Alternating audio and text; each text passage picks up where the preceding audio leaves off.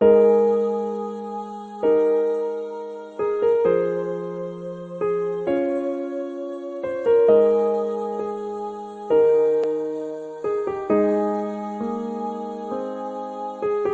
Buddha taught the noble truth to me. I see reality.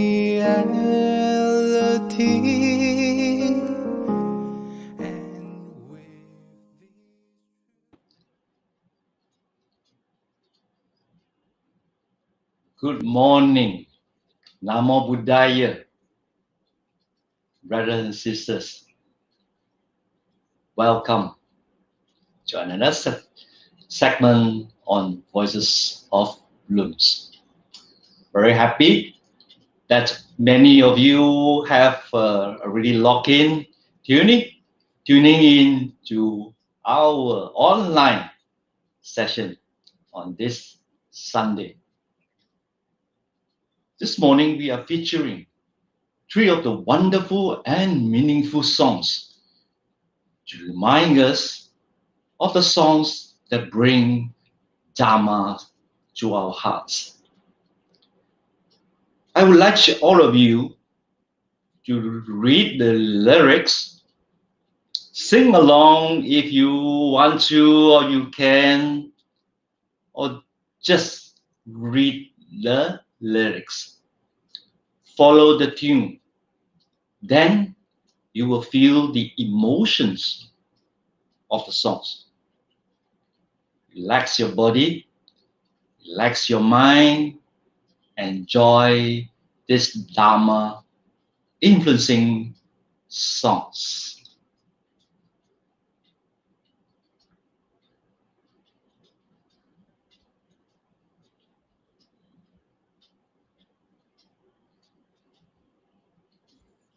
My life is filled with blessings, abundant like the air. I've a little bit of everything and a lot of love to share. I have all my friends to thank for and I've nothing to regret. So please kindly do remind me if my blessings I forget. There are days of joyous laughter, of simple endless fun. There are times of childlike wonder. It's as if life's just begun. I must thank the happy faces of the people that I've met. And please kindly do remind me if my blessings I forget. Well, these blessings come and go. There'll be times when I'm alone. So I'll thank my friends and family for the love they've always shown. My life is filled with blessings, how much I'll never know. They have soothed my times of trouble. They have helped me learn and grow. So I think it's now the right time to return these deeds of love and become a shining blessing to one and all of the world.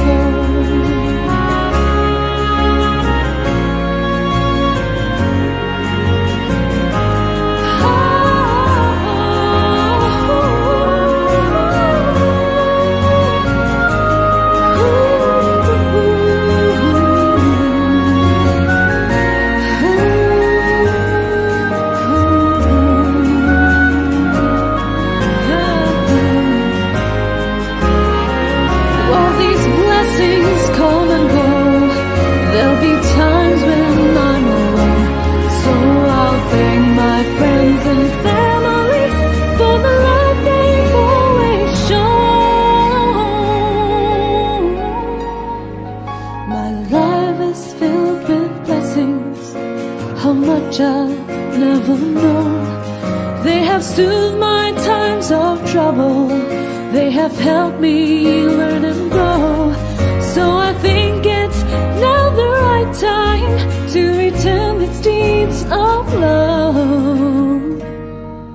and become shining blessing to one and all above. I'll become a shining blessing to one and all above.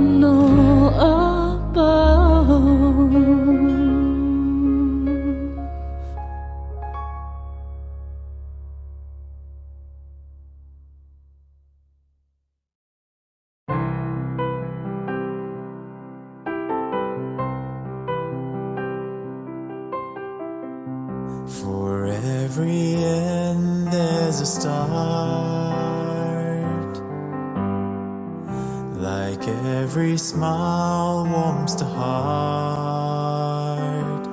'Cause the truth will shine through. Faith will guide you, and love will see you home. With every breath there's an end, yet we'll be happy, my friend, 'cause the truth will shine through. Faith will guide you, and love will see you home. I must thank you for the love that you have given me, and your smile has given wings to me and set me free. I'll remember you as clearly as I see you here today. I'll be strong again and I'll be on my way. I'll recall your words of wisdom when I sleep tonight. I will act on your behalf, the deeds of good and right. I will learn to stand without your hand the next time that I fall. And no matter what my karma, I'll stand tall. 'Cause the truth will shine through. Faith will guide you, And love will see you home. truth will shine through. Faith will guide you, and love will see you home. Love will see you home.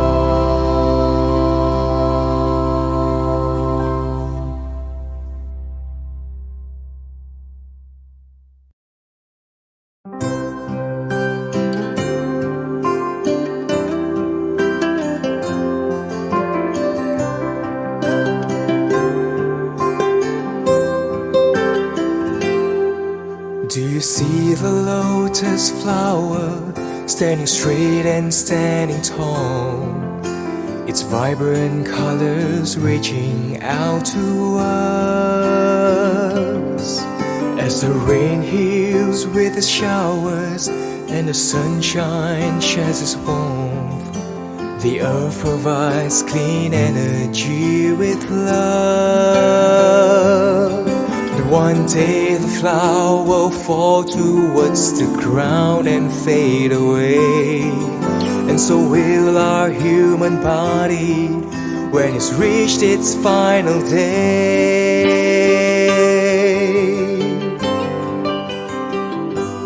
We are all impermanent.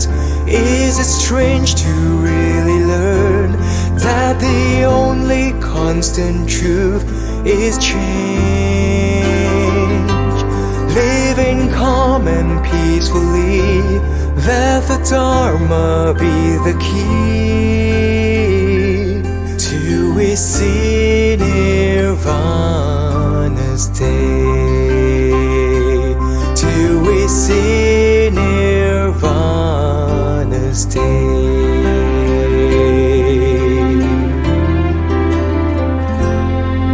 When I will the world around me do just loss and gain? Am I busy hunting pleasure, escaping pain? Do I see my selfish nature in this world of praise and blame?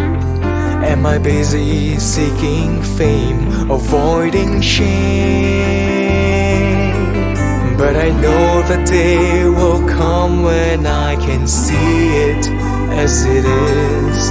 In my strive amid samsara, for nirvana sweet release.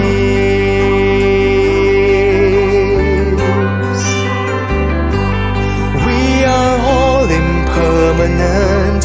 Is it strange to really learn that the only constant truth is change? Living calm and peacefully, let the Dharma be the key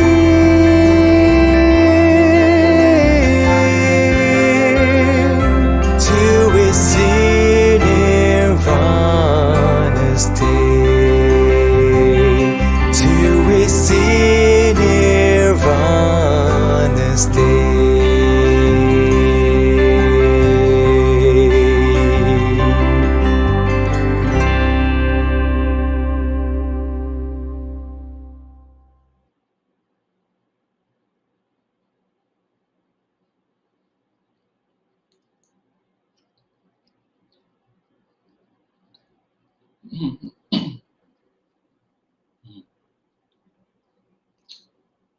Isn't it lovely, those songs? Isn't it lovely, those lyrics, the message that they appeal to us? Let the Dhamma be our guide. We are all impermanent. Is it strange to really learn that is only constant? The only constant, the truth is change. So we have to live calm and peacefully. Let the Dhamma be the key. Then the other songs mention truth will shine through faith. Faith will guide you, and love will see you home. And the other song mentions of life is filled with blessings. This is my favorite. How much? We never know, because we are all so busy. They have soothed my times of trouble. They help us learn and grow. Thank you. Thank your family and friends for the blessings. Each day, let us have a moment to ourselves and thank the blessings that we have. If we do not reflect, we don't really realize how lucky we are compared to so many people out there, especially during this COVID-19 pandemic. We still enjoy the luxury of food. We still enjoy a lot of the other things, and we can still get it. So join us in counting our blessings. And with that, we will be very understanding. We will be more calm, peaceful to ourselves and to our friends. May the songs bring peace to you and your families, and also to your Dharma friends, Kaya Namita. This is very important. May you feel happy and peaceful. May we start to count our blessings to what we have. By counting the blessings, may we continue to find peace within ourselves, families, and friends. Then we have peace in our heart. Friends, please continue to place your comment and wish each other in the comment box. That's the end of this segment, Voices of Blooms. Shortly, we will begin the SJBA's Sunday Buddha Puja.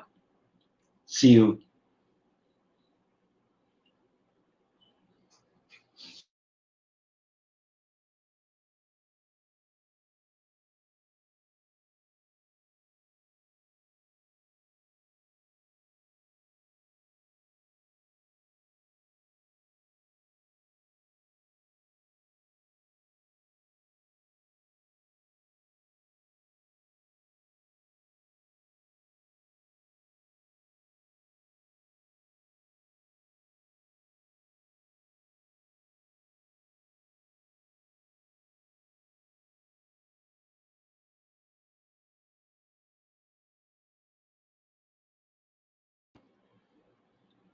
Namo Buddhaya, brothers and sisters in the Dhamma. Good morning to everyone. To those of you who have joined us earlier at the 9:15, good morning to again. And to those who have just joined us, try to log in at 9:15 to look at and enjoy the presentation we have for you at 9:15. Well, to have clarity of audio and visual, please check on the Wi-Fi reception yourself. If you have any problem, maybe it's just on your Wi-Fi. Just refresh it. Refresh the computer or your Wi-Fi devices. Please continue to wish each other in the comment box. It is good. It's just like assuming that we are all together in this live broadcast. During this online Buddha Puja service, just remember to have a calm mind, even if you are encountering the problems. But I'm sure we are all right. Welcome again to just join us. And today is just the 38th online Sunday Buddha Puja service. And we continue to organize this weekly online Puja service in order to continue to give opportunity to Buddhist devotees near and far to continue with our Buddhist faith and practices. Brothers and sisters in the Dhamma, let us prepare ourselves by sitting comfortably, relax our bodies, and compose our mind. Let go of the past and the future and be in the present moment. You can get ready your candles and other offerings. We can do it together afterwards. I shall now hand over to Sister Anne. Over to you, Sister Anne. Thank you, Brother John. Good morning, brothers and sisters in the Dhamma. Namo Buddhaya. Let us begin with our Sunday Buddha Puja service. May I invite Brother Jim to make the offerings to the Buddha. Brothers and sisters, if you have prepared the offerings, you may also light your candles and oil lamps and make the offerings. To the other devotees, let us place our palms together in Anjali and have a calm mind. Namo tassa bhagavato arahato samma sambuddhassa. Namo tassa bhagavato arahato samma sambuddhassa. Namo tassa bhagavato arahato samma sambuddhassa. Brothers and sisters in the Dhamma, let us pay homage to the Triple Gem. Buddhang pujemi, Dhammang pujemi, Sanghang pujemi.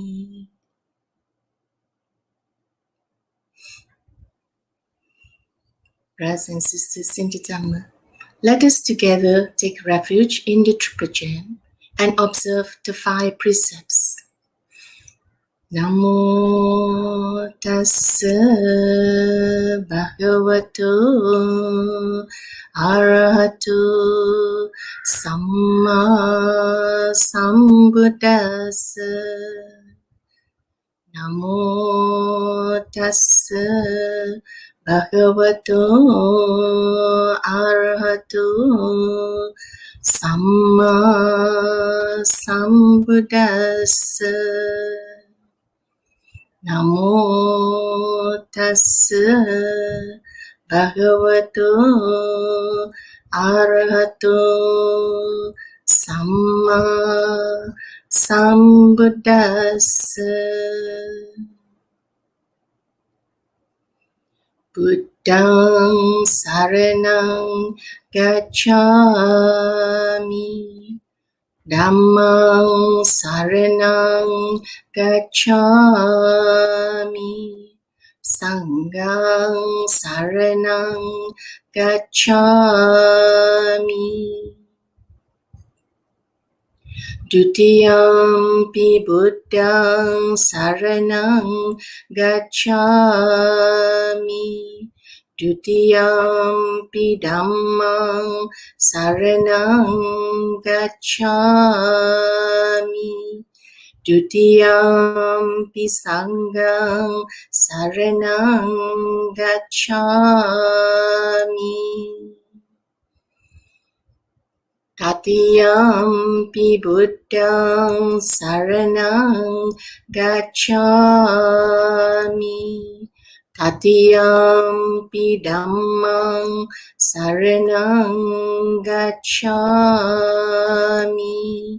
Tatiyampi Sanghang Saranang Gacchami.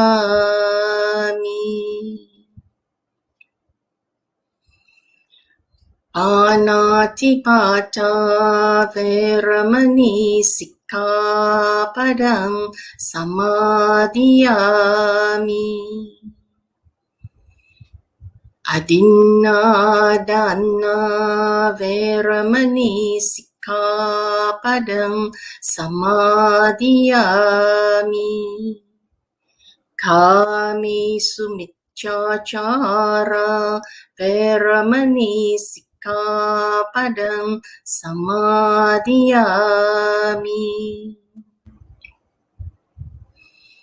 Musavada Veramani Sikkhapadang Samadhiyami.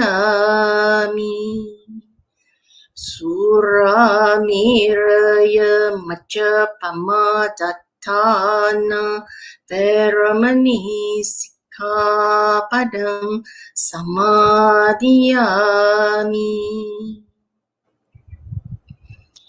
Imani Pancha Sikkhapadani Samadhiyami.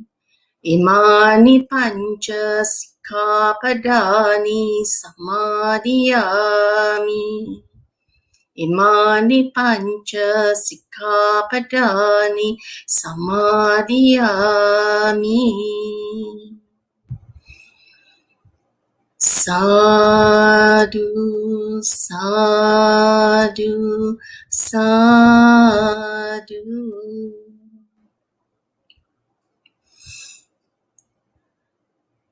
Iti piso bhagava arahang samma sambuddho vichacharana sampanno sugato lokavidu anuttaro purisa dhamma sarati satta deva manussana Buddho Bhagavati. Swakato Bhagavata Dhammo Sanditiko Akaliko Ehipassiko Uppanaiko Pacchatang Veditabbu Vinyuhiti. Supatipanno Bhagavato Sāvaka Sangho. Ujupatipanno Bhagavato Sāvaka Sangho. Nyayapatipanno Bhagavato Sāvaka Sangho. Sāmiccipatipanno Bhagavato Sāvaka Sangho. Yadidang Caccari Purisa Yugani Atta Purisa Pukkala Esa Bhagavato Savaka Sangho Ahuneyo Pahuneyo Dakineyo Anjali Karaniyo Anuttarang Punyaketang Lokasati Vandami Chetiyang Sabbang Sabbatani Supatititang Saririkadatu Mahabodhi Buddha Rupang Sakalam Sada Yasamule Nisinova Sabbari Vijayang Aka Pato Sabbanyutang Satta Vande Tang Bodhipadapang Ime ete Mahabodhi Lokanatena Pujita Aham pite namasami Bodhi Raja namatute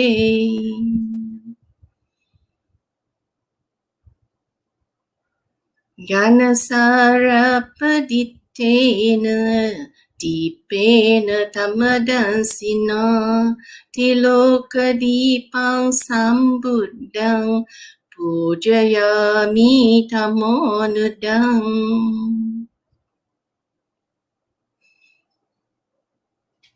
Ganda sambara yuttena Dupena sugandina Pujaye pujaniyam tang Puja bhajanam uttamang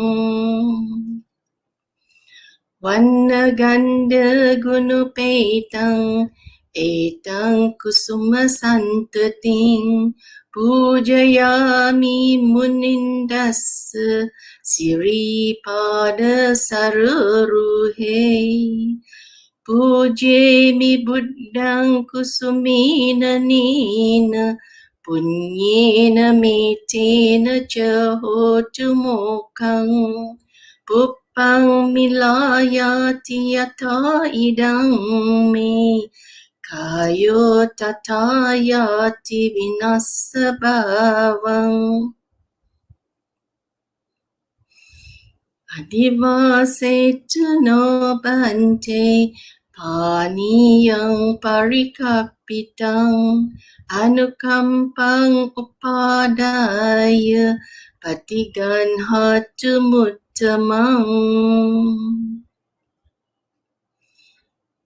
Kayena vacha chittena Pamadena maya katang Acayang kamame bante Buripanya tathagata Kayena vacha chittena Pamadena maya katang Acayang kamame dhamma Santitika akalika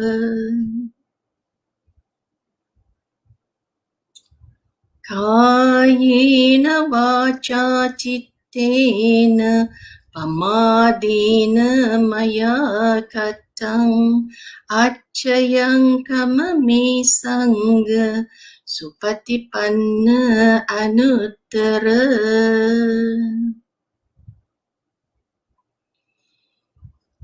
Sadhu Sadhu Sadhu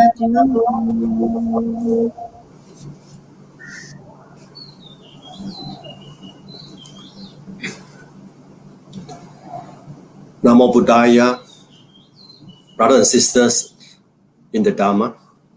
This morning, we are very pleased to have Brother Siang Chye to be with us to give a Dhamma talk with the title, The 6 Great Gifts for the World, Knowing the 3 Jewels. Brother Siang Chye is a lay Dhamma advisor of Subang Jaya Buddhist Association. He began his formal Buddhist education as a student of the Buddhist Institute Sunday Dhamma School Brickfield at the age of 12. Among his early teachers were the late Venerable K. Sri Dhammananda and Venerable Gunaratana. He joined the Buddhist Missionary Society youth session after completing his tertiary studies and served as a vice chairman and then the chairman. He also served as the ESCO of the parent body, BMSM. He is active in sharing Dhamma at various Buddhist centers in Malaysia and Singapore, and also a thriving meditator. Brother Siang Chye was head of the Dhamma subcommittee while serving in the ESCO of the Subang Jaya Buddhist Association, and was later appointed as his lay advisor. His talks center around daily practices of the Dhamma and how it transforms one's life. He feels it's important to understand the essential teachings of the Buddha, as it gives Buddhists a strong foundation of knowledge which prevent them from wrong interpretation and practice of the Dhamma. Brothers and sisters in the Dhamma, if you have any questions pertaining to this topic this morning, please type your questions in the comment section. We shall read the questions after Dhamma talk. And please take note, we might not be able to answer all your questions due to time constraint. And now, with respect, we invite Brother Tan Siang Chye to deliver the Dhamma talk on the 6 great gifts for the world, knowing the 3 jewels. Brother Siang Chye. Sadhu, sadhu, sadhu. Sadhu. Thank you very much, Brother Jim. Good morning, dear Dhamma brothers and sisters. It's very good to be able to reach out to you on this wonderful Sunday morning and to share a little bit of what I know about this topic. I am moving away from our theme of social harmony just for a few sessions to address some important concerns regarding the 3 jewels, that is the Buddha, Dhamma and Sangha. In the study of Buddhism, to have and accept the 3 jewels as we did just now during the puja, to take the 3 jewels, the Buddha, Dhamma and Sangha, as our refuge is an important primary step, the first step on our journey to understanding, practicing and realizing the Dhamma, the Buddha's teachings. So as the first of the sessions, knowing the 3 jewels, I like to use the term 3 jewels, Buddha, Dhamma and Sangha. The 3 jewels is to take a look at this term, which is called the Eka Puggala. Eka means one. Puggala means person or being. So there is this one being. And this one being, of course, refers to the Buddha, who is very, very unique and does not appear easily, does not appear frequently. So, the appearance of a Buddha is a very fortunate event for human beings and also other beings that we share this universe with. So I have called this talk the 6 great gifts. And the reason why I call it 6 great gifts is because of the 6 wonderful qualities, incomparable, unsurpassable qualities that arose in the world due to the enlightenment of the Buddha. So can we start the slideshow, please? Yes. One more time.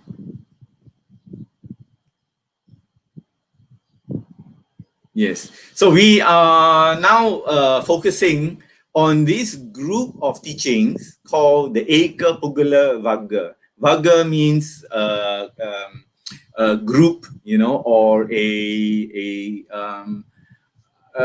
connected teachings. So that is the Vagga, the group of teachings, which refers to the Eka Pugala.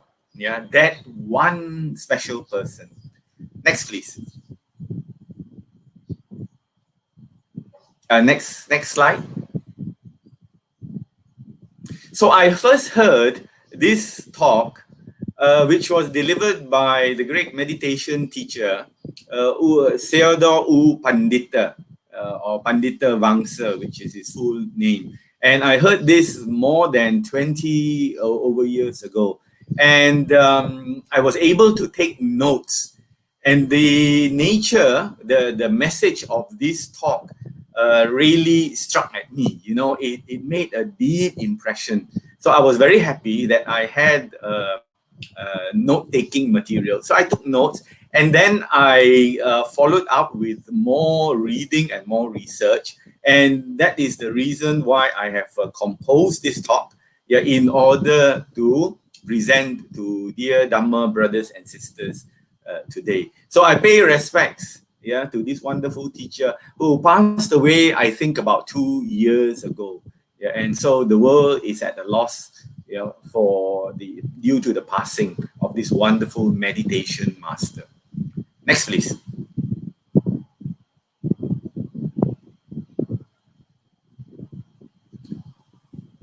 The appearance of a fully enlightened Buddha. As I mentioned, it is a very rare occasion. Buddhas do not appear every few 100 years, 1,000 years. They appear after a very, very long time. And in this talk, I will refer to and discuss how difficult it is, yeah, in order to practice, to attain the full enlightenment.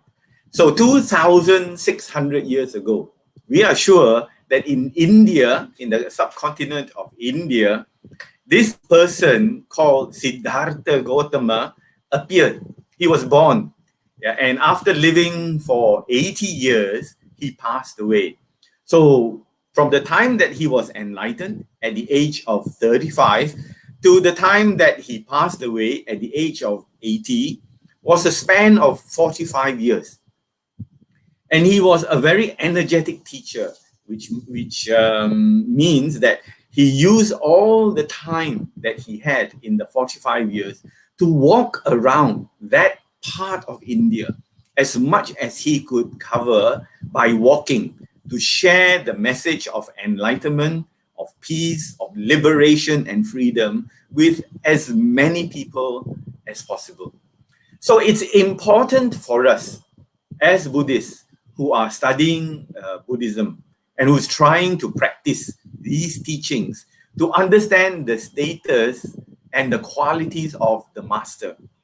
Many times people say there are Buddhas in this world. So they are referring to some wise people, some teachers as Buddhas. But that is incorrect, because they are not, actually speaking, at the same level or status as the fully enlightened Buddha. The fully enlightened Buddha gained enlightenment on his own. He used his own efforts to be able to realize his goal. And this goal was not just the goal of 6 years, because in the life of this personage we know as Siddhartha Gautama, he left his home, the palace, at the age of 29. And then at the age of 35, he gained this wonderful enlightenment. So many people say it just took him 6 years, but that is also untrue, because the preparation before that took world cycles. World cycles means one universe, the existence of one universe, because we know the universe comes into being and it exists for a very long time, And after that, the universe will be destroyed, only to be recomposed again. So there is this beginningless, there is no beginning to this coming into being, existing, and then destroyed, and coming into being again. The Buddha explained this process as totally natural. There is no supernatural being involved in the process.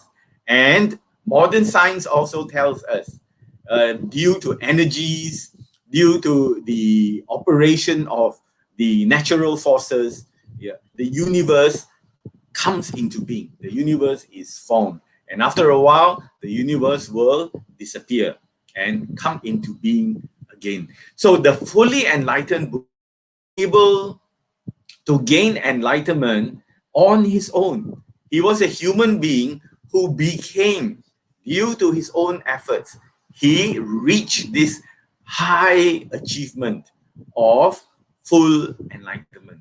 And many people do not understand this.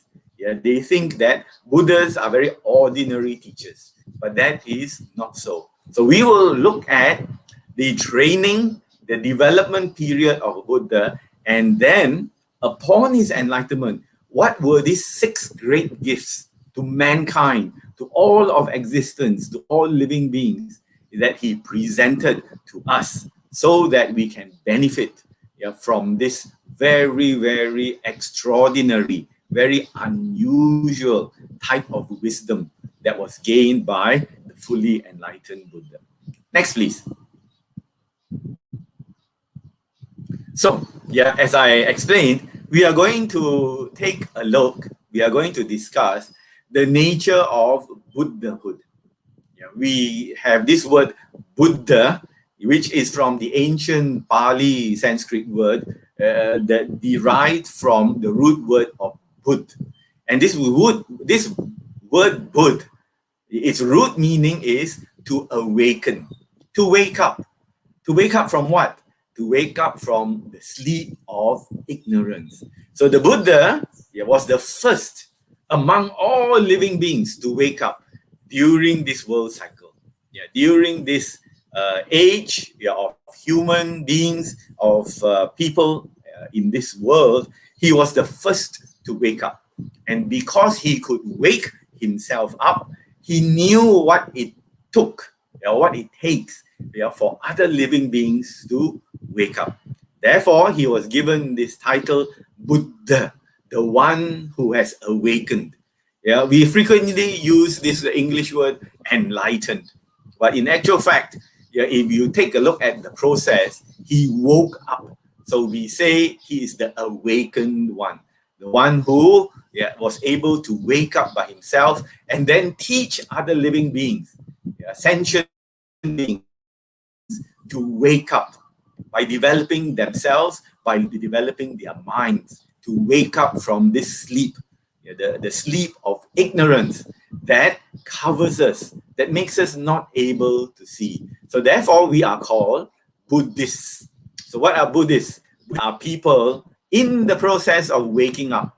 So if you take on this title, this status of Buddhist, you must strive to wake up. Don't just stay in that stupor, that state of ignorance, which is like a sleeping, not being able to see and understand. Next, please.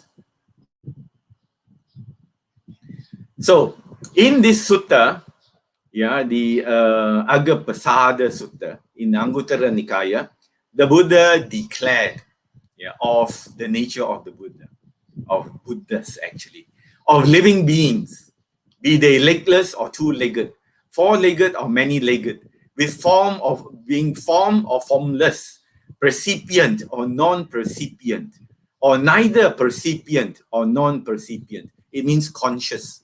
The Tathagata, he refers to himself, the Buddha. The Arahant, one who has got rid of the defilements.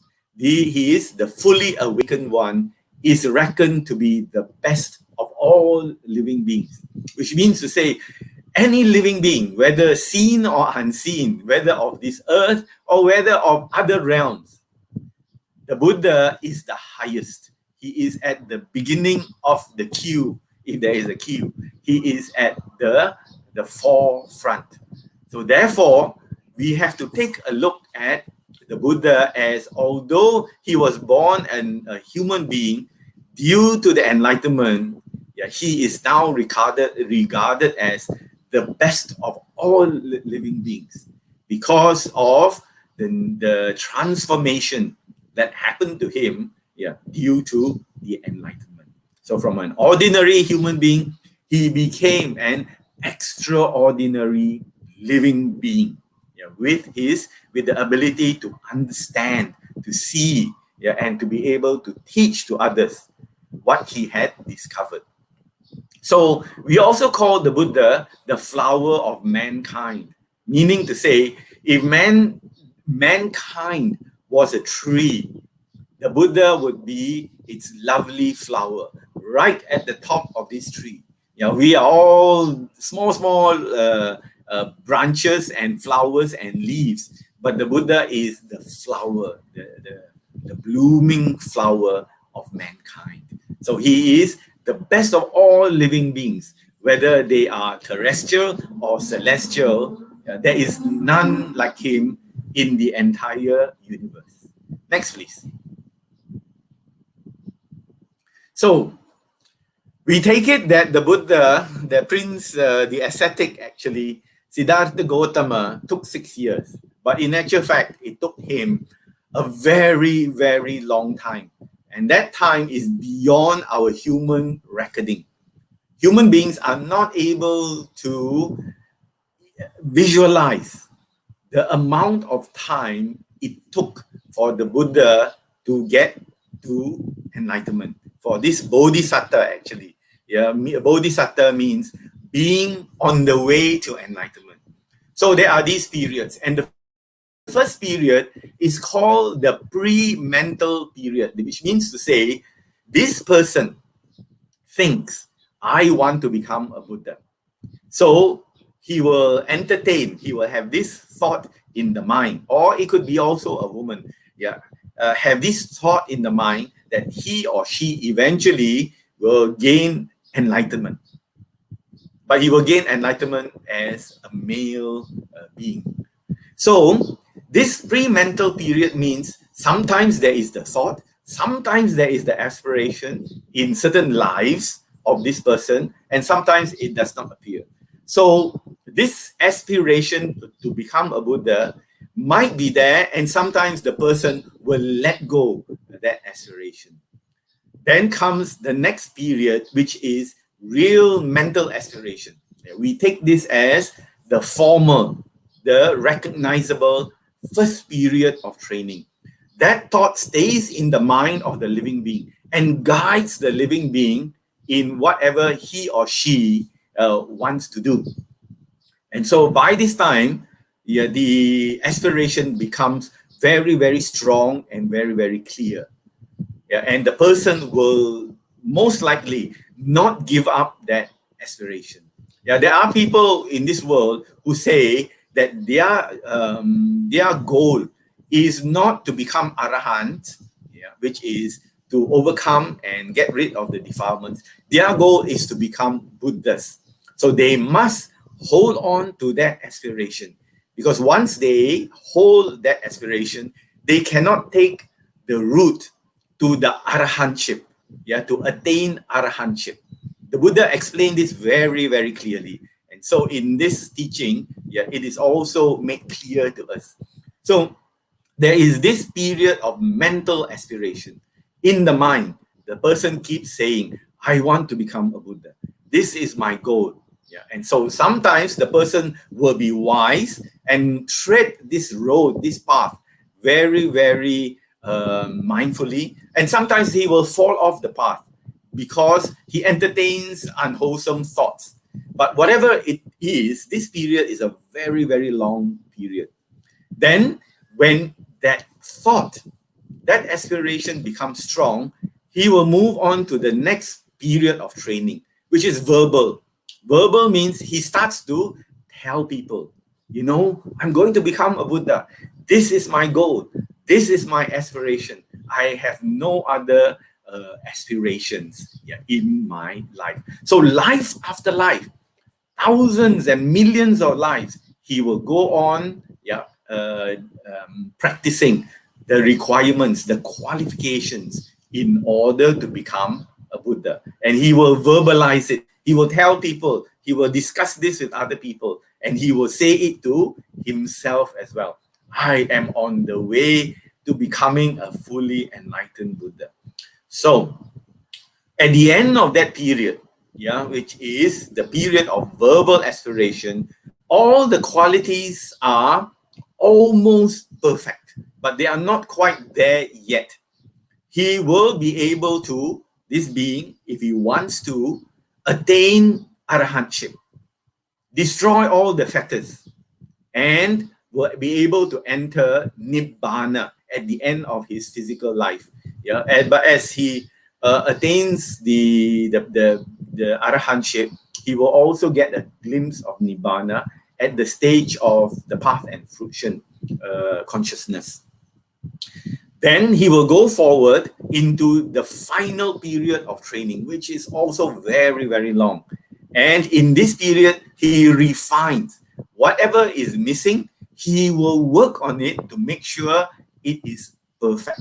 So there are these 10 paramis, right? In our school, we believe that there are 10 paramis. Other schools will have other numbers. But whatever it is, these paramis are known as perfections, which must be attained to its highest level so that there is nothing missing.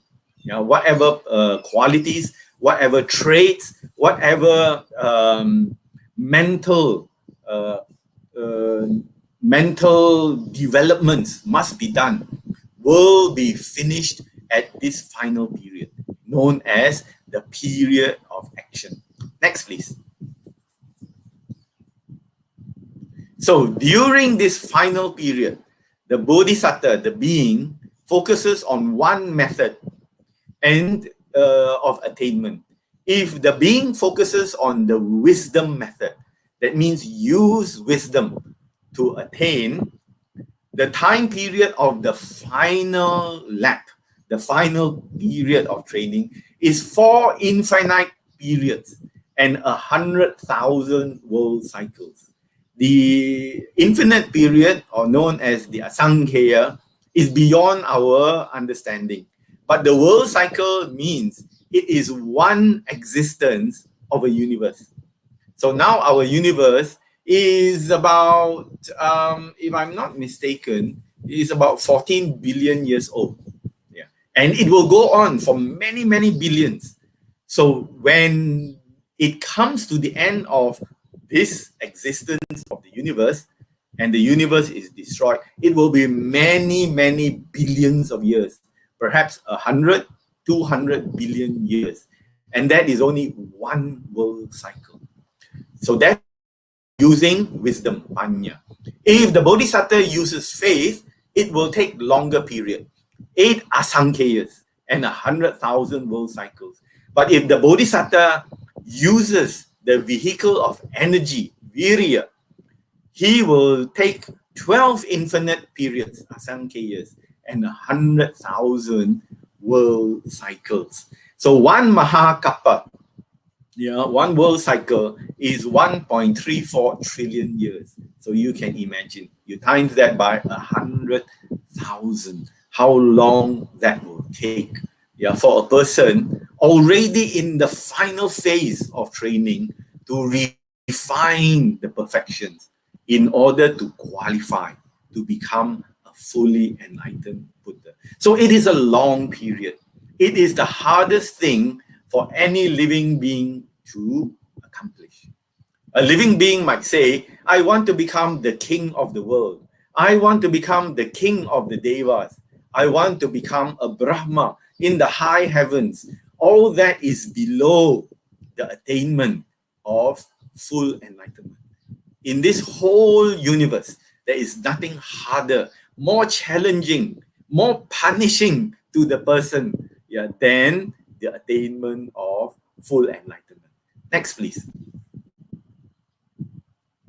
So here is a picture of our Bodhisattva, Gautama. Yeah, and at that time he was going by the name of Sumedha. Yeah, he is in this picture, the person lying on the ground. And the Buddha at that time that he met many Buddhas.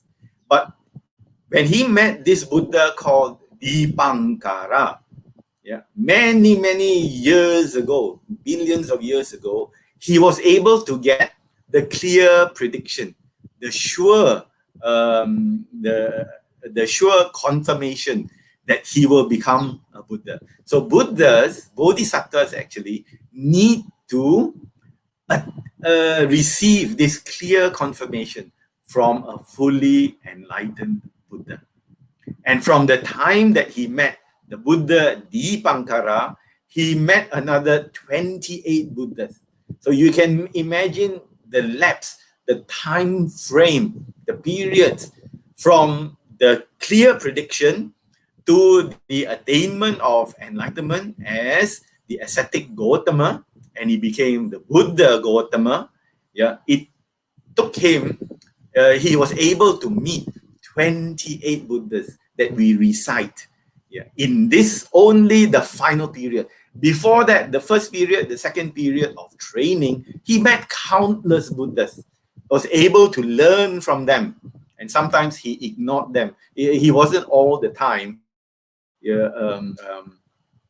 connected to the Dhamma. There are certain times when the Buddhas appear, he would practice under the Buddha. And certain time when there were Buddhas appearing, yeah, he would not go and learn from those Buddhas, but he will do his own practice. So here he is in this picture, and this picture shows that there is a ditch, there's a small kind of a small stream which is very dirty.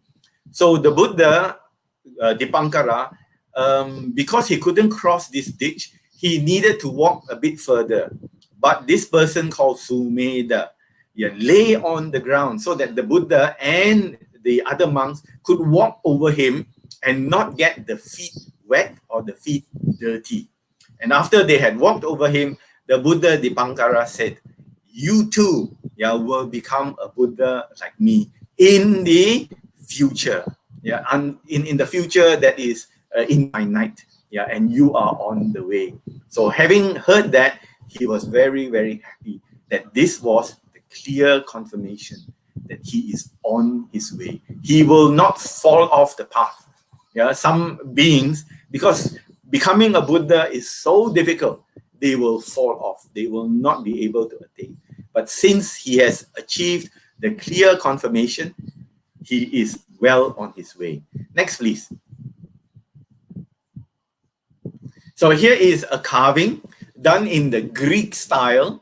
Yeah, due to the influence of Alexander the Great. It was found in Pakistan, in the Gandhara region, and that region was a very active Buddhist area after Alexander the Great, the Greek conqueror, moved back to Europe. He left one of his generals to be in charge of the India, Pakistan, Afghanistan, Bactria. It is called Bactria region.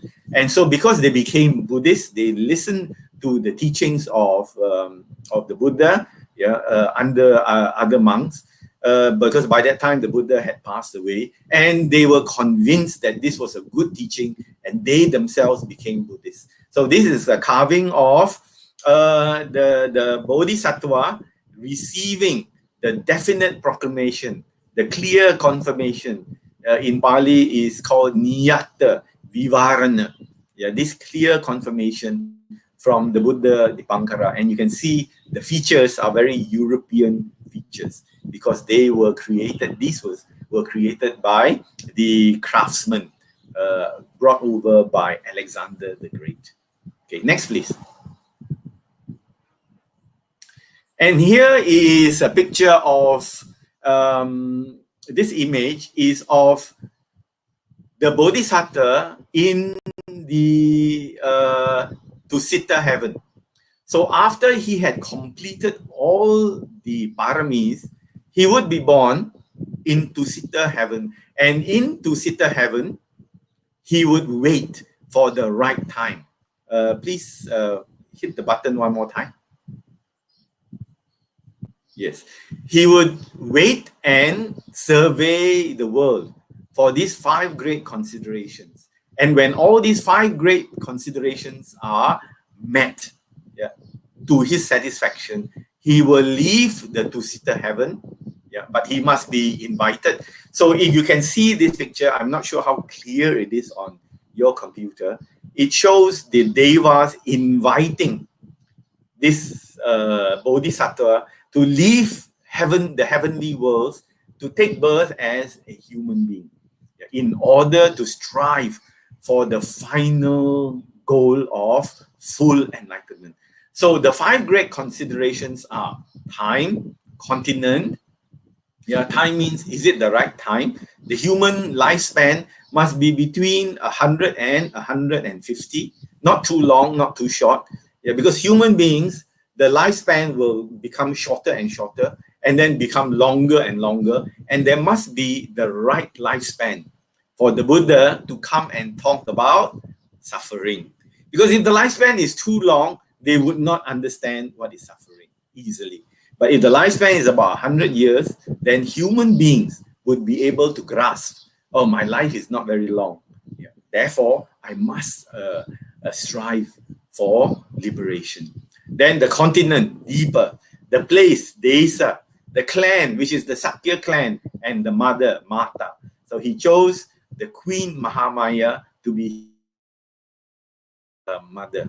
Okay. And then when all this was completed, there must be an invitation by the other devas, and he would, just like that, he will disappear from the two-seater heaven to become a fetus in the mother's body. Okay, next please. So now we take a look at this Eka Puggala. The story of the Buddha from the time of the birth to the time of the enlightenment, many of you would know about it because it is frequently taught in the Dhamma schools. Also, you can read about it. There have been movies made about it, one of which starred Keanu Reeves, called The Little Buddha. So you can get an idea of how the Buddha lived, the Bodhisattva, and then the Buddha lived his life in the northern areas of India and Nepal. At that time, there was no border between India and Nepal, but today there is. So next slide, please. So this is what the Buddha declared. He said to the monks, as they were gathered, because he wanted to tell them, because some of them saw him also as a human being. And even today, there are many Buddhists who look at the Buddha as a god, as a deity, as a deva. So he was not a god. He was a human being, became a Buddha. So that status is very different. And there are people who go to the Buddha image and ask for things. So he is not a person who gives things to people, but he gives things, the gifts, which are more precious than to strike the lottery, for example. I have seen people go and ask the Buddha image, please give me 4 numbers to buy. This is what they look at the Buddha as, a kind of Santa Claus giving gifts out to people. So that is very ignorant. They do not know the full value. So today's sharing with brothers and sisters is to establish, hopefully, the true meaning of this Eka Puggala.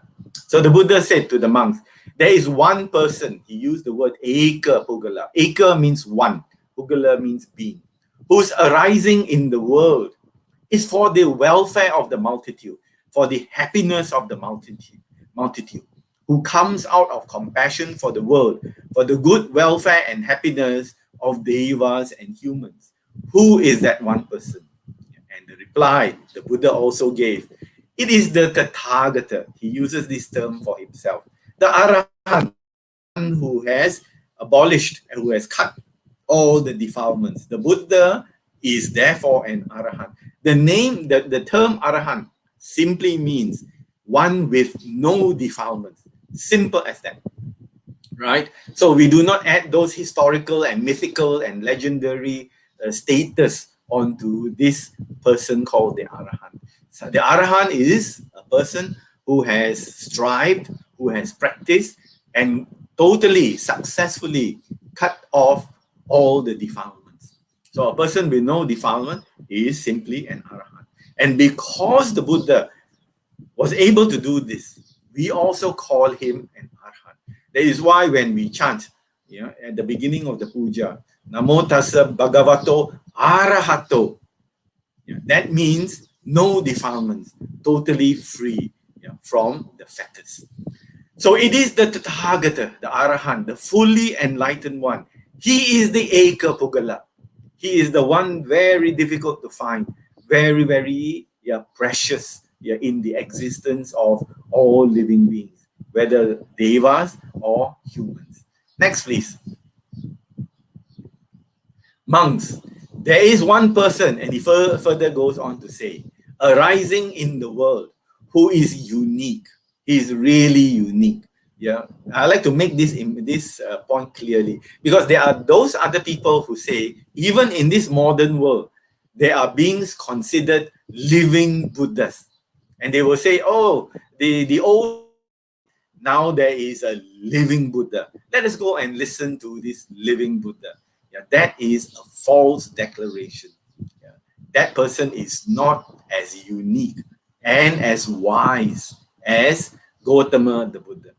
He is without peer, without counterpart, incomparable, unequal, matchless, unrivaled, the best of humans.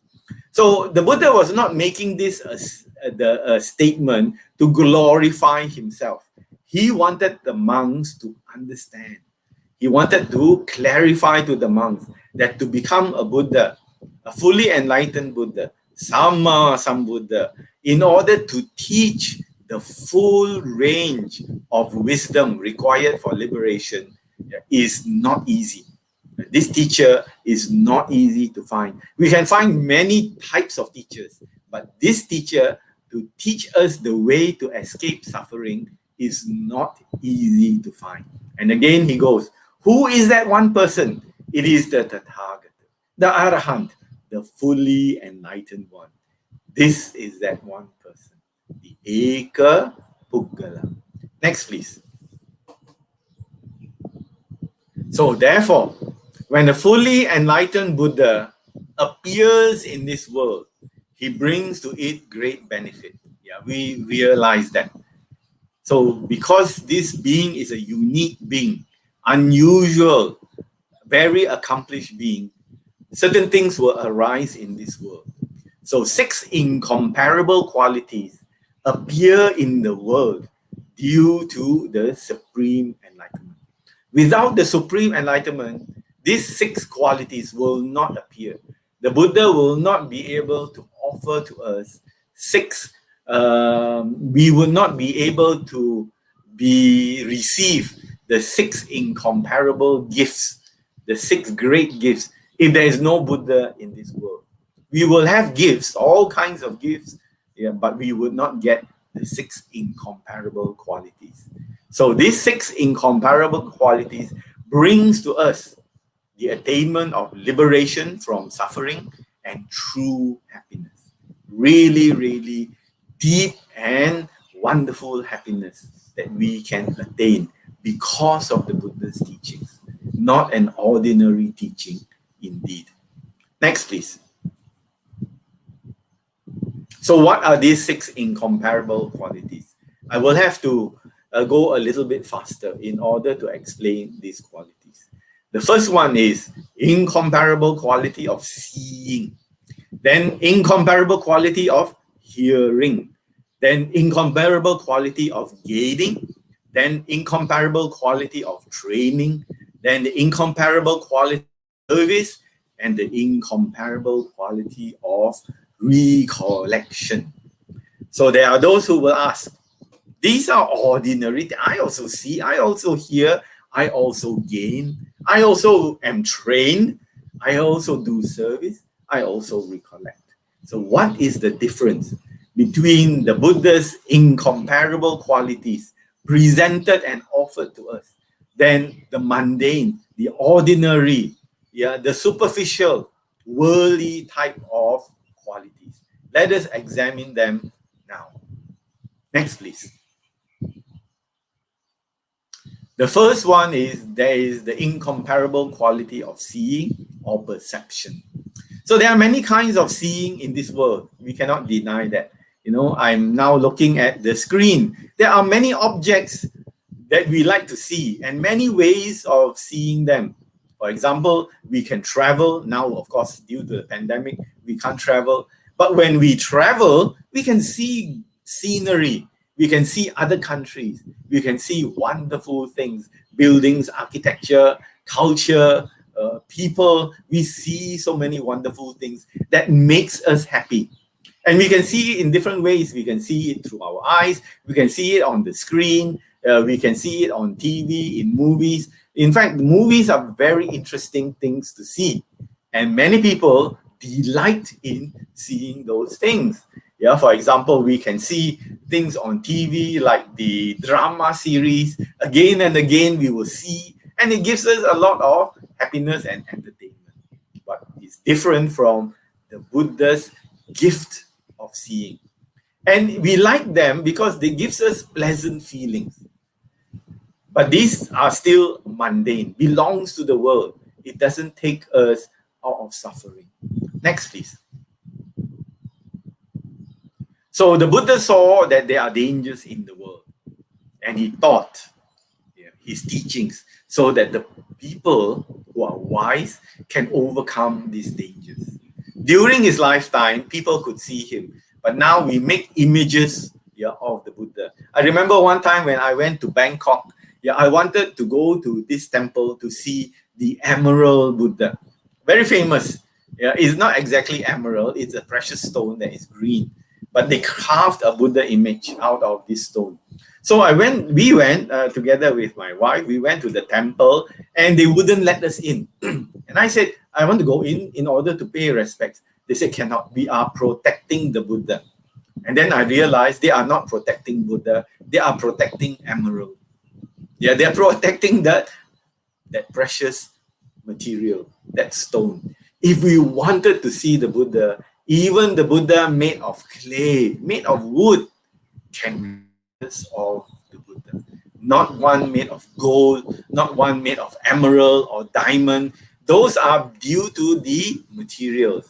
But does it really reflect or signify the Buddha? If we understand the Buddha is here, not in those precious stones or material. So now, today, the Buddha has passed away 2,000 over years ago. We can see his practicing disciples, the great disciples who have overcome suffering. They are those around us. They are the wonderful teachers. And they are really committed to studying and practicing. So because they renounce and devote their life to the study and practice of the Buddha's teachings, they are able to make the breakthrough. They are able to attain the stages of enlightenment. So there are 4 stages of enlightenment. And they are able to see the truth of reality. So we have wonderful teachers around us. But we need to know how wonderful they are. If we are ignorant, if we are silly and stupid, we cannot see their wonderful qualities.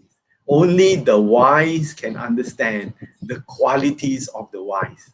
So we must become wise to follow those that are really wise. So like them, our practice will enable us to see the truth and lead us to the happiness of freedom, so that we can lift the burden of suffering from our shoulders. Next, please. So the Buddha called the noble seeing that he offers to us the highest form of seeing, which is to go beyond the mundane, to see that which is real. We are not seeing the real.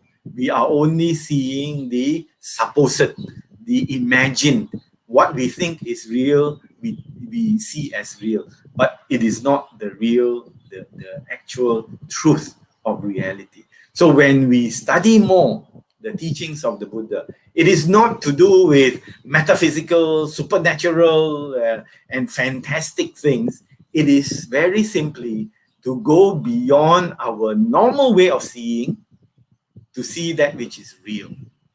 And once we have experienced even the low levels, we know that the Buddha's teachings are definitely true. We become convinced of the efficacy, the realness, the true nature of the Buddha's teachings, as opposed to others who try to convince us. So through that, we can break the bonds of samsara and gain the wonderful release of Nibbana. Next, please. So, the most wonderful seeing is that which is called Samadhi. Samadhi is right view or right seeing, and it comes at the beginning of the Noble Eightfold Path.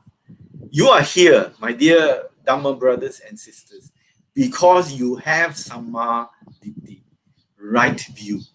Without right view, you would not spend this time listening to a Dhamma talk. You will be doing other things that bring you more sensual pleasure. But because you have this, you are willing to spend this time listening. Hopefully, I can give you something of meaning, something of value, in the time that I'm speaking. So you have this samadhi. So what we will do is we will enhance, we will develop to a very high level this seeing. So as we go along, as we learn, as we study, as we practice even more, things will become clearer through our Dhamma eyes, through our wisdom faculty. Things become clearer and clearer in the seeing. Next, please. So when the Samma Sambuddha appears, there are three realities to be seen. When there is no Samma Sambuddha, human beings who are very wise, very clever, very intelligent, will explain the nature of the world in these two qualities. They will say the world is anicca, the world is changing. Nature of life is changing because we cannot deny the fact that there is change. The world is also dukkha. There is suffering, there is pain, there is sadness in this world. So we must work in order to escape. All religions say this. If there is no anicca, no dukkha, religious people will go out of a job. Because we recognize anicca and dukkha, people like me got job to do, got work to do. But then the Buddha explains, it is only the Buddhas, and you can see this. No other teacher explains anatta. And with anicca, dukkha, anatta, the no self, there is anicca, change, there is dukkha, there is unsatisfactoriness, there is no self, we get the full picture, the full view, understanding of the nature of existence. So therefore, you can see the difference between the Buddha and other teachers, because they are not able to grasp the nature of anatta. And anatta, of course, is connected with nibbana. Because when we can see anatta, when we can perceive the real nature of no permanent self, it frees us. It unbinds us. We are free and clear to see the actual nature of existence, and we are able to come nearer to the achievement of Nibbana. So therefore, the first gift already is such a precious gift. And the Buddha goes on to explain further. Next, please. So the incomparable quality of hearing. So we like to hear many things. We like to hear our loved ones' voices. Even sometimes when our loved ones, our parents, our dear friends, when they pass away, we miss hearing their voice. So we experience some kind of sadness. And we say, if I can talk to you again, I will be happy. But that can't be done. So we hear music, we hear jokes, we hear stories, we hear all kinds of pleasant things on the, on our recording devices, the computer, the TV. We can hear all kinds of things. Comes through our ears. But when the Buddha explains to us the nature of reality, that is the highest form of hearing. So I'm sharing with you what I heard from the great Sayadaw. It is a form of hearing. Yeah, and I hope this hearing will lead you to be more interested and to pursue these teachings to a higher level. So when we listen to the Dhamma, we hear with the intention of strengthening our understanding and practice, which leads to wisdom. Next, please. Next slide, please. Yes. So the Buddha expounded his teachings in a very systematic way. And when he started teaching very simple things. To the lay people, he would teach dana and sila. And to the renounced people, the monks and the nuns, he would teach them bhavana. Yeah, dana means charity, sila means morality, bhavana means the training of the mind. So when we put these into practice, the true flavor of the Dhamma will come into our lives. So through mere reading and listening, one will not taste the true Dhamma. Yeah. One more time, please, brother. Yeah. Yeah. We will be able to. Yeah. One more. Okay. Right. It's run a little bit. We will be able to taste through practicing. So just hearing is not enough. The Buddha says we must practice. I would like to share with you a quote from the great Burmese teacher, who lived somewhere around the 19th century, called Ledi Sayadaw, L-E-D-I. Very, very famous. Yeah, I think either early 20th century. Yeah, he lived in Burma and was one of the great teachers of the Dhamma and one of the great meditation teachers as well. So please listen carefully to his quotation. He said, since the beginningless round of samsara, since he came into existence, his 2 years, my 2 years, have been filled with human voices and human speech, or Deva voices and Deva speech, or Brahma voices and Brahma speech. So his ears are only receiving this. These fan the flames of defilements. So all these things are very worldly, and defilements will come out of them. Yeah, when we hear things that are not conducive to happiness, true happiness. Then when he heard the Dhamma for the first time, he declared, never before have I heard this kind of speech, the teaching of the Dhamma. Yeah, and then he renounced, which is the teaching exhorting me to extinguish the fires of the world and showing me the way to do it.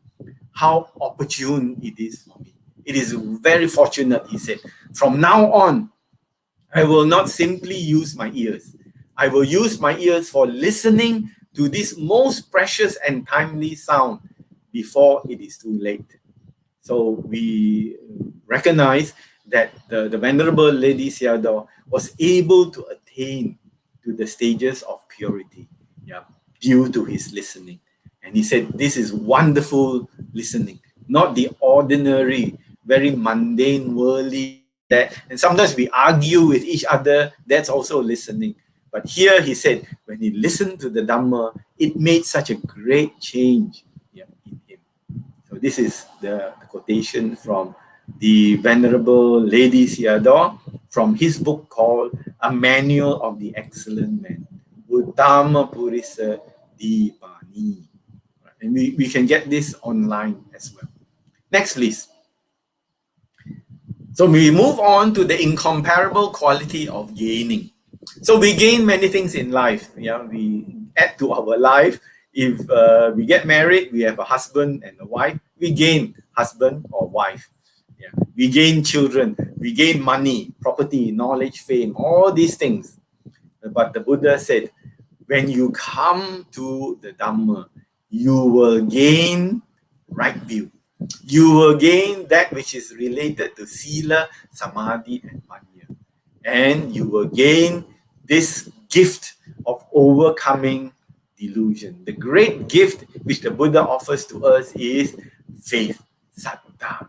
Saddha in the Buddha, Dhamma, and Sangha, which I explained right at the beginning, is very important for us to anchor our lives to the Buddha, Dhamma, and Sangha with saddha, faith, confidence, true belief in the nature of the Buddha, Dhamma, and Sangha. Next, please. So there are these four kinds of faith. The first faith is the basic faith. Some people come to the temple, come to the centers. They like being near the Buddha. They like being near the monks. And so this is a very ordinary level of faith. They can, in fact, if they find something more interesting, they can leave this faith. So that is called basic faith, basic confidence. Then there is saddha, which is accompanied by knowledge. You start learning, you start understanding, you start seeing the true nature of the Buddha's teachings. Then a greater depth of faith is achieved in us. So I believe, dear brothers and sisters, we have this deeper faith. The third faith is the faith of one who has achieved Nibbana, achieved the four levels of enlightenment. Even when you achieve the first level of enlightenment, this person's faith in the Buddha, Dhamma, and Sangha is unshakable, unbreakable. You cannot deter this person from study and practice of the Buddha's teachings anymore, because he or she has seen it for himself or herself. Just as the sun rises every day, the sun which brightens the whole world, the Buddha's teachings, the truth of the Buddha's teachings is like that. It is like the sun. You cannot deny it anymore. And the last one is the saddha of the Bodhisattva, which means this person is on the way to receiving or achieving real Buddhahood. So this person says, I am on my way. And the faith of this kind of development is very deep in the person. Next, please. So then we go on to the incomparable quality of training. What is this training? This training is we receive all kinds of training. We train in our profession. When I was working, I was sent for management training. How to be a better manager, how to improve the bottom line for the company, how to run the organization in a better way. So I went to all these kinds of training, which was good for the work.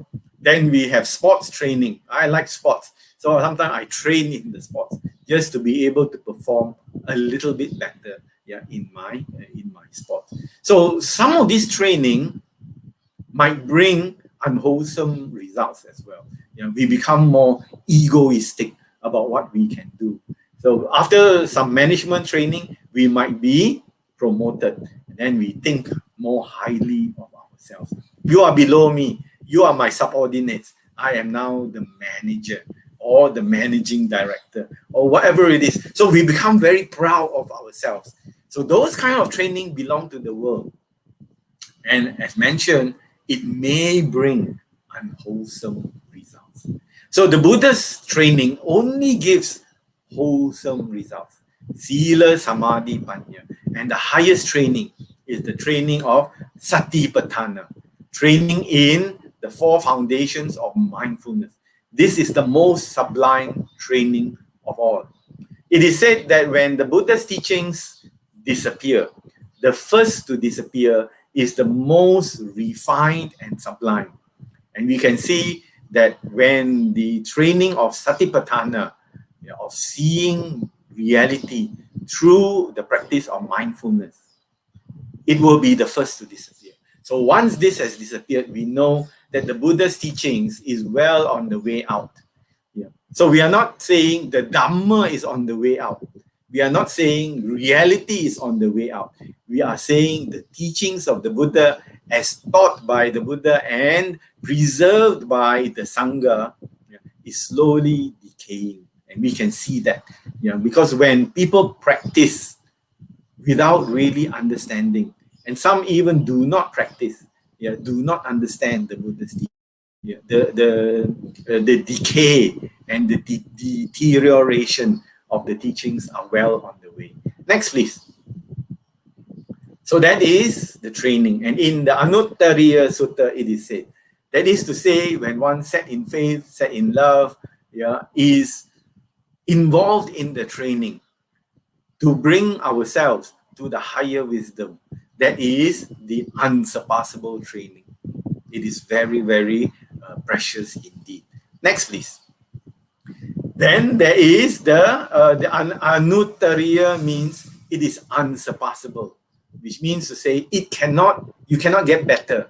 So this training from the Buddha means that you cannot get anything higher quality than this. This is the highest quality in itself. Next, please. So there are these 7 stages of purification. I do not have time to go through them.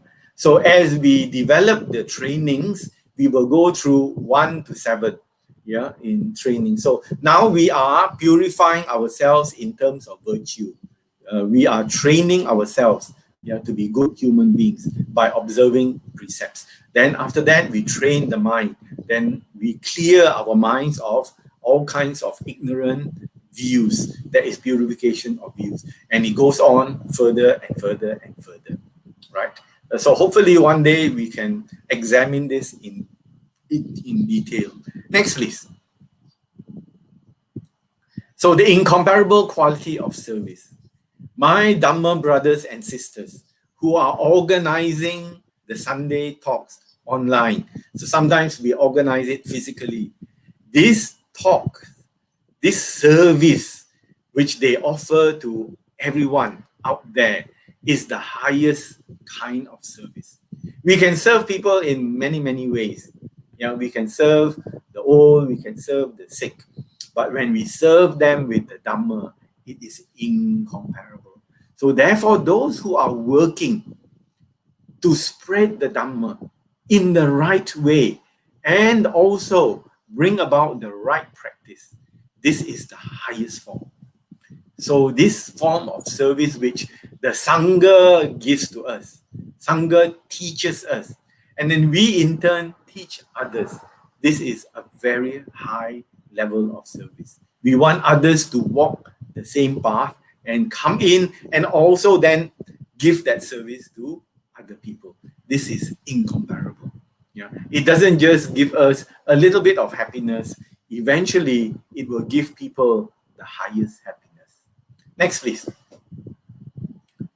So the saying also is the same from the Anuttariya Sutta, the incomparable Sutta. It says here, the next paragraph, that is to say, when one set in faith, set in love, single-minded, full of faith, serves the Tathagata or the Tathagata's disciple, it is the unsurpassable service. So when we look after the Sangha, when we look after the Dhamma centers, the monasteries, it is also our service to the Buddha, the Dhamma, and the Sangha. Next, please. So lastly, it is the incomparable quality of recollection. So we recollect many things. So now when I gather with my school classmates, when I got to know them, we were very young. We were teenagers. And now, how many years later, we recollect our times in school. We talk about this, we talk about the headmasters, we talk about the teachers, we talk about what we learned. So that's a form of recollection. But do we do the highest recollection?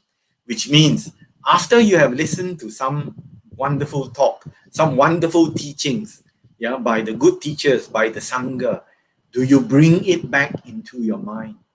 And sometimes when we recollect these things, we become happier. We become more convinced, yeah, of the true nature of existence. So saddha, our conviction, our faith, our confidence will grow because of these recollections. Rather than recollect something that we have enjoyed. Sometimes we recollect some food that we have eaten. That is very mundane, very worldly. We think, the food here, the char kway teow in this place is very good. That is recollection.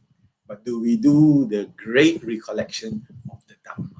What we have learned, yeah, that which helps us to reduce our defilements, to become not so angry, to become not so grasping of the things that we have. So when we have those qualities, we become more contented and more peaceful. This is the great recollection that brings joy to our hearts. Yeah, not just the pleasure of eating this and eating that which we have enjoyed. Next, please. So again, from the Anuttariya Sutta, yeah, what is the unsurpassable recollection? So it explains, some people recollect a child, a wife, wealth, or diverse, many things. Yeah, there is this such recollection. The Buddha said, I don't deny it. Human beings will recollect this, recollect that. That recollection, according to the Buddha, is very low, very crude, ordinary, ignoble, and pointless.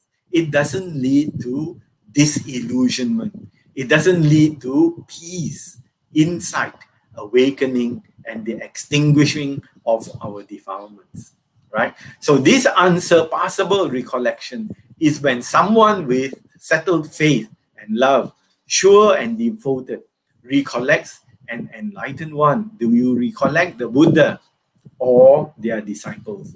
This is called the unsurpassable recollection.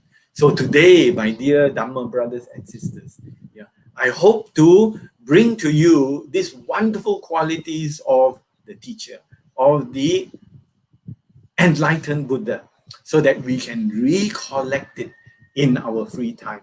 When we don't have things to do, let us recollect the true nature of a Buddha so that we can gladden our hearts.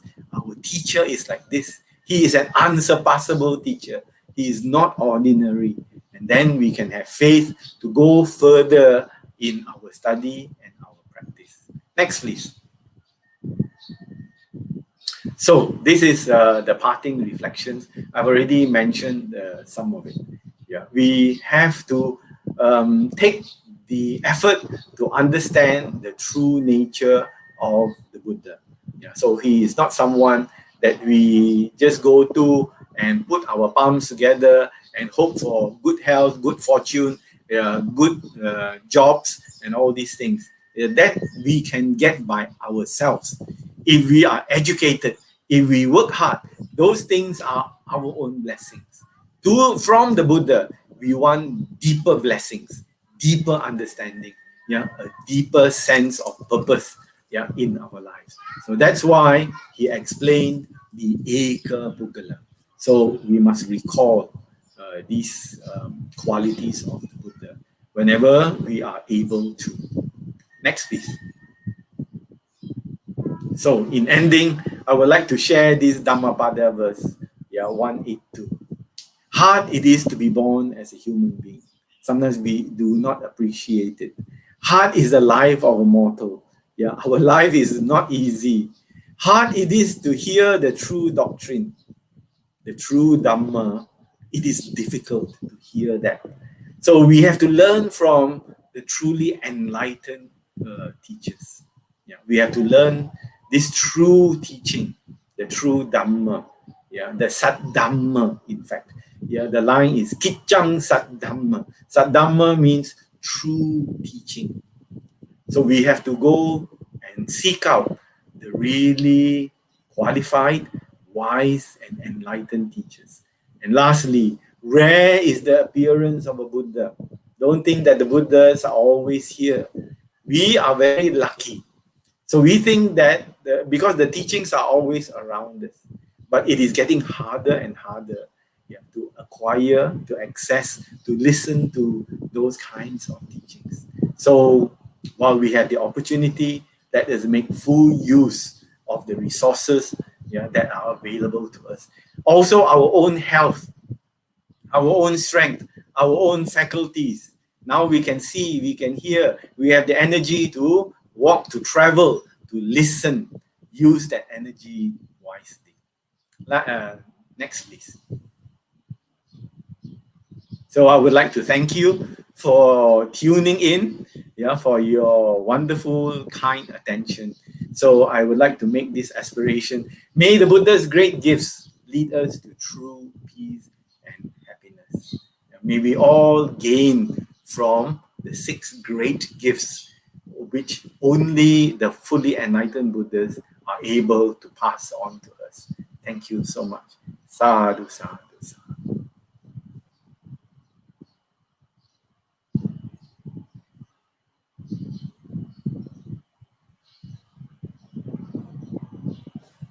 To Dhamma talk this morning.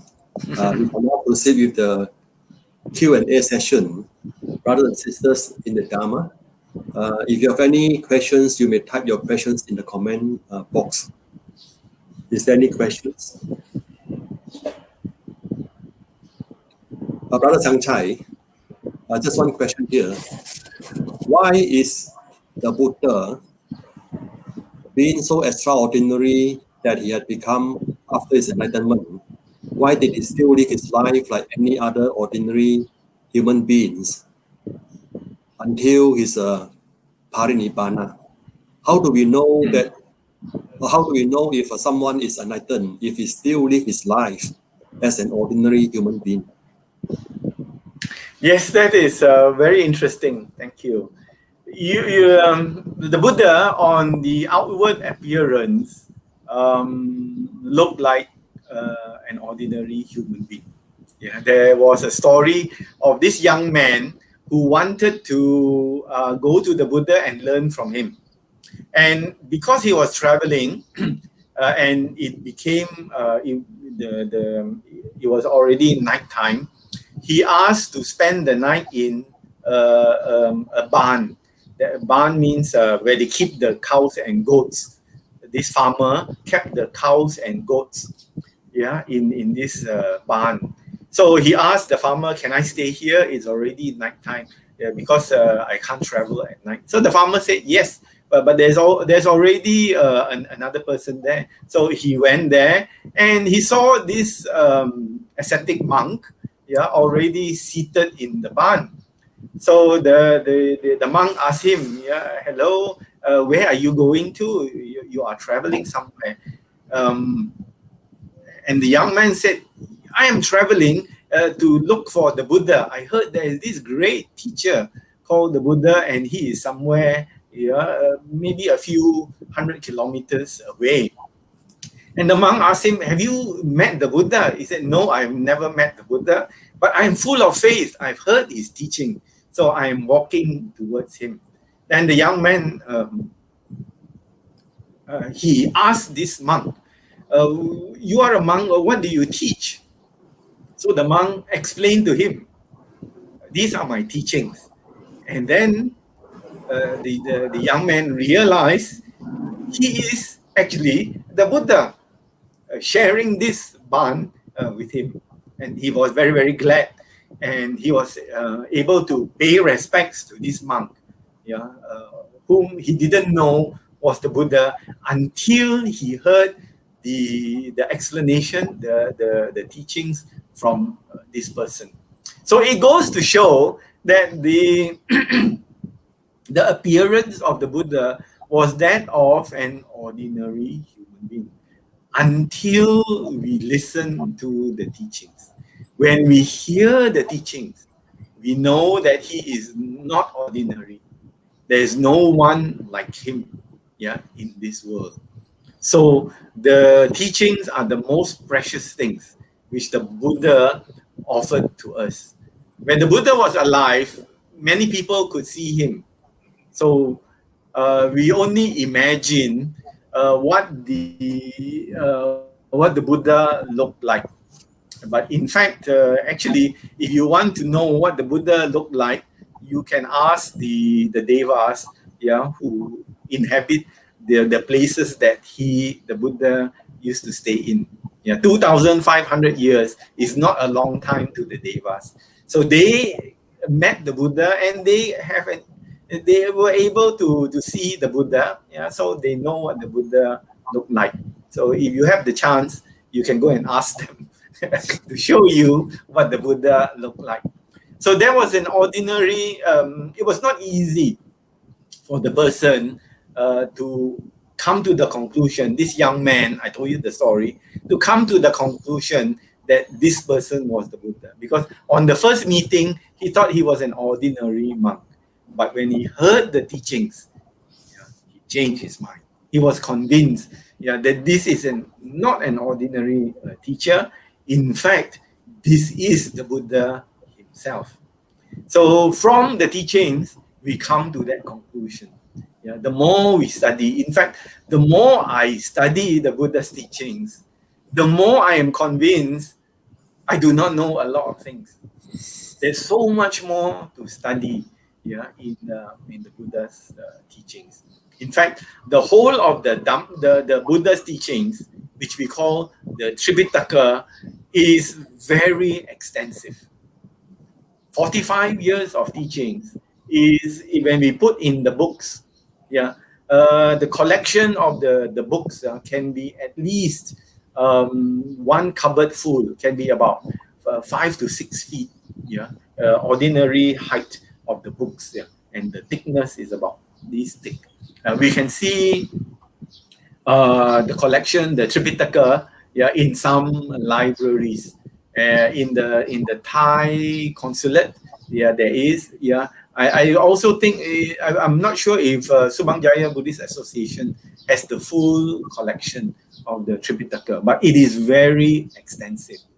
It's not easy. So the Buddha is in the Dhamma. To know the Dhamma is to know the Buddha. So when we really can see how transformative, how life-changing the teachings are, then we know that this teacher is extraordinary. He is very, very different, from all those other teachers, who promise us these things and all that kind of things. So he was a teacher that wanted us, that taught us to go beyond the normal limits of the world, to really attain those states of mind, that can take away our suffering and let us experience the lightness, which is very, very lasting. So that is how we know the nature of the Buddha. Through the Dhamma, through the teachings, we can understand and we can grasp how wise the Buddha was when he was teaching. So it is not our good fortune, our karma is not good to be able to meet the Buddha in person. We might have met the Buddha in person, but we could not get the advantages, and that is why we are still here. If we met the Buddha 2,500 years ago and learned and practiced under him, we might not be here anymore. But because we are here and still struggling and suffering, that means even if we met the Buddha, we didn't get the full benefit from the Buddha. So today, it's still not too late. We still have the teachings with us. We still have good teachers with us, teachers who have seen the truth of reality. So let us now learn from these teachers. So Buddha, Dhamma, and Sangha is one package. We cannot separate Buddha from Dhamma. We cannot separate Dhamma from Sangha. We cannot separate Sangha from Buddha. All these three, the three jewels, are one supportive package for us, the Buddhists who want to escape from suffering. Thank you. Yeah, thank you, Brother Siang Chye, for the very profound answer. We have time for one more question. This Yes. question from Sister Chye Tan. Thank you, brother. Such a beautiful story.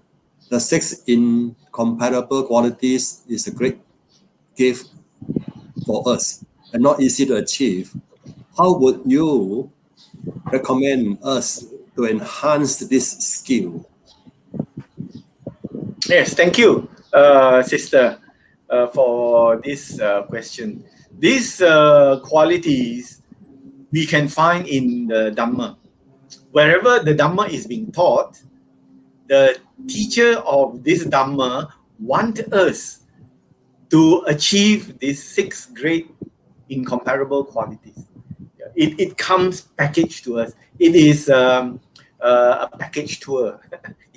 It is together, right? So whenever we study it, whenever we improve our seeing, we improve our hearing, we improve our understanding, our service, our recollection, etc., etc. So it becomes a total package. So in order to enhance these qualities, these skills, we must look for a good teacher.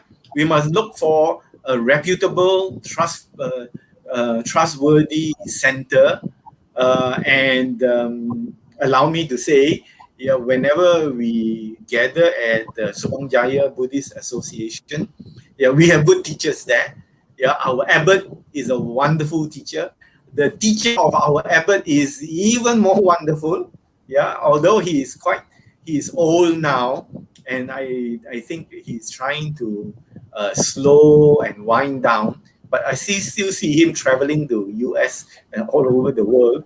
Although he is now 90 over years, 90 plus over years of age. So these are wonderful teachers. Not able to find such teachers anywhere. So because there are these teachers, we must come and learn from them as much as we can. Just as I've learned from my teachers, the late Venerable Kesari Dhammananda, and also my meditation teachers, Venerable Sujiva, and the others that are around today. They have helped to mold my understanding of the Dhamma. So we look for the teachers and then we learn as much as we can. Put in the effort, which means every Sunday we must listen. Every weekday we must recollect. We must go back. So don't just eat the food of the Dhamma. We must tapao. And then when we tapao, eat on Monday, Tuesday, Wednesday, Thursday, Friday, Saturday, we can open up this package and eat the Dhamma food. So bring it back home with us. Bring it back so that in our free time, we can recollect. So there is this wonderful recollection. Rather than recollect our Europe trip or China trip, we recollect the Dhamma trip. The trip to the wonderful Dhamma. So we must keep with it. And of course, we must practice. The Buddha said the wonderful quality of practicing, of servicing and practicing. So when we practice, meaning to say, we practice, we observe the 5 precepts. We come and interact with those people who can teach us, and we practice with them as well.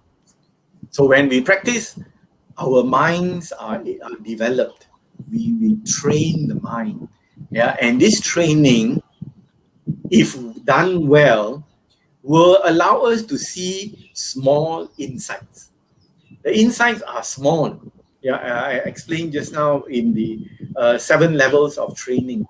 Once we understand and we can practice deeply, sometimes we can just get a kind of a glimpse of what is reality. And it might be very short, but we know then that the Buddha's teachings are true. The Buddha's teachings are real. Then we compare what was told by the Buddha to what we have experienced. The Buddha 2,500 years ago said, this is what you will experience. So we practice it now in the year 2021. Still get back the same experience. It is timeless. Akaliko. It is timeless. So it doesn't matter. Whoever is practicing it, whatever time, we will still get the same benefits. Yeah. And this is the wonderful thing about the Dhamma. It is timeless. Akalika. It is for us to see for ourselves. Ehi pasiko. So when we come and see it for ourselves, we know that this is a true teaching. So the more we study, the more we practice. We have sila, which is the morality. We have samadhi, which is the training. And then we develop panya. We become more and more convinced that the Buddha's teachings are real. It is the truth. It is reality that we can see that which is real. We wake up to the real and not just sleep in ignorance. This is what the Buddha wanted. He didn't want us to glorify him. He didn't want us to put him on a very high pedestal and pay respect to him all the time. No, he said, you must come and you must study. You must understand. Use your hearing, use your seeing, and then use your understanding to understand the teachings and to put into practice. So this is what actually happens. Our teachers tells us, you practice this, you will experience this, because the Buddha said it. So we have faith in the teacher. We practice, we study, we practice. It really is true. We can get the same result as the first person to get the insight, to attain the stage of Sotapanna, which is the Venerable Kondanya, the 5 ascetics. Venerable Kondanya, on hearing the first sermon, he attained the level of Sotapanna. So today, if we go through the same process, we aspire to also attain the level, freedom, the seeing of Sotapanna, the first level of liberation. It hasn't changed. There is no change. There are still, I believe, Sotapannas today. Just as there were Sotapannas during the Buddha's time, there are Sotapannas today. So it hasn't changed. So therefore, look for the great teachers. And when you have time, when there is time available to you, recollect and practice. The Buddha's training is not a system to write books and to put it in the library. The Buddha's teachings is wherever you are, this is the way to get out of suffering. Whatever you understand this. You will get out of suffering. So this is the nature of the Buddha's teachings. It is very direct. But to practice it is very hard. So we need to put in the time. We need to put in the effort. And then these 6 incomparable qualities will be endowed. We will receive it with the open palms, with the open hands. These 6 incomparable qualities. But as time goes by, people do not find these gifts to be attractive. The people today don't find these gifts as attractive gifts. They think that this is not for me. This is not suitable to me. So the mind that is attuned, the mind that wants to look for Dhamma, there are less and less people wanting this. So which is why I always say, Dhamma brothers and sisters, those who have joined us, those who have tuned in today, you are wonderful. You have Dhamma mind. You have the mind for the Dhamma. You want to study and you want to practice. So for that, I congratulate you. So keep with it. Don't let it go. Keep up your confidence. Keep up your commitment. To these 6 wonderful, great gifts of the Buddha. Thank you. Sadhu, sadhu, sadhu. And wonderful.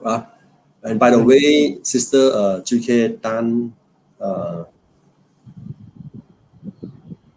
she make a clarification that her question was on the 6 compatible qualities instead of the 6 incompatible qualities, Yes, which I think we have yes. noted, and then the brother Siang Chye also have an answer accordingly. Yeah. Incomparable. Once again, we thank Brother Siang Chye for the very profound and insightful talk this morning, and also the very enlightening answers to our questions. Sadhu, sadhu, sadhu.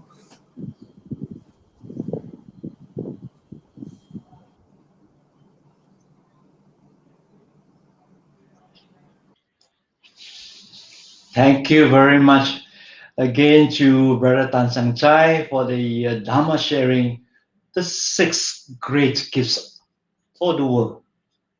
Let us continue to build strong and harmonious in your respective ways of practices, in your pursuit, in having better understanding of the Dhamma. Brothers and sisters in the Dhamma, this morning we have participated in the Sunday Puja service and listening to this Dhamma sharing and further understanding during the Q&A. With the merits accrued, let us share and transferring of the merits to all living and departed relatives, families and friends, and all beings. This morning, we would also like to share merits for Sister Ashley Lee, who has just passed away. She was with the youth section. May she rejoice to the merits we have shared. May she have a good rebirth.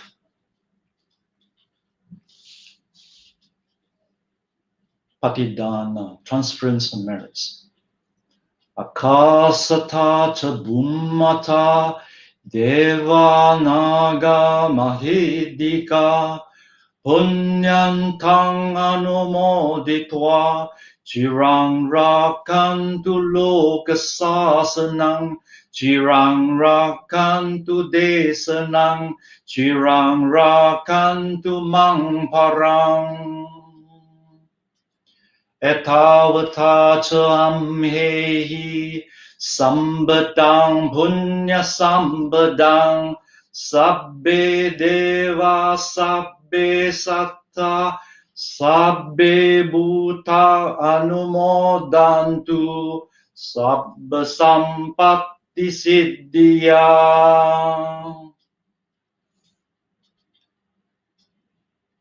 Idang me nyatinang hotu sukita hontu nyatayo. Idang me nyatinang hotu sukita hontu nyatayo. Idang me nyatinang hotu sukita hontu nyatayo.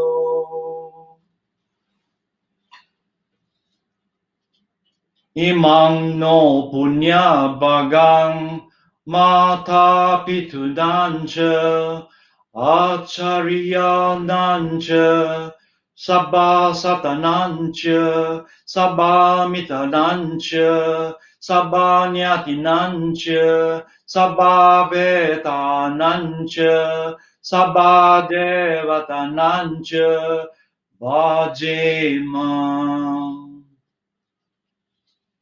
Imang no punya bagang sabba satanang dema sabbe satha sukita hontu. Imina punya kammena mame bala samagamo satang samagamo hotu yava nibbana patiya. Idang me punyang asavakaya vahang hodu. idang me punyang nibbanasa pachayo hotu. Sadhu, sadhu, sadhu.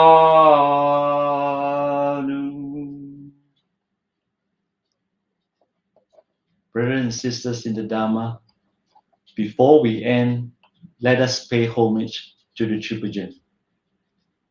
Buddhang pujemi, Dhammang pujemi, Sanghang pujemi.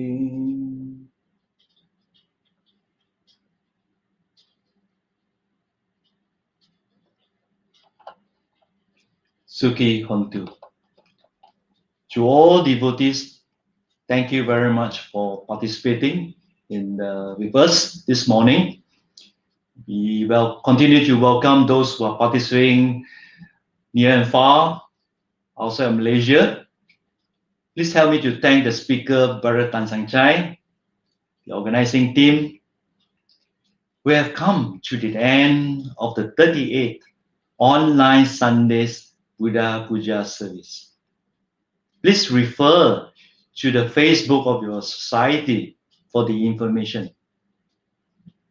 With the COVID-19 pandemic, we hope you continue to stay safe, stay home. May you and family be safe, well and happy and peaceful always. Sukhi Hontu, goodbye. Sabbe Sata Sukhita Hontu.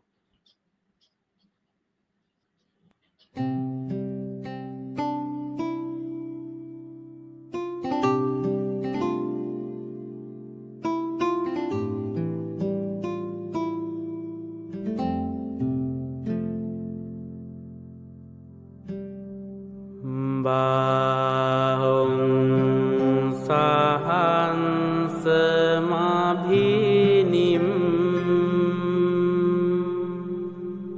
mita sayudantang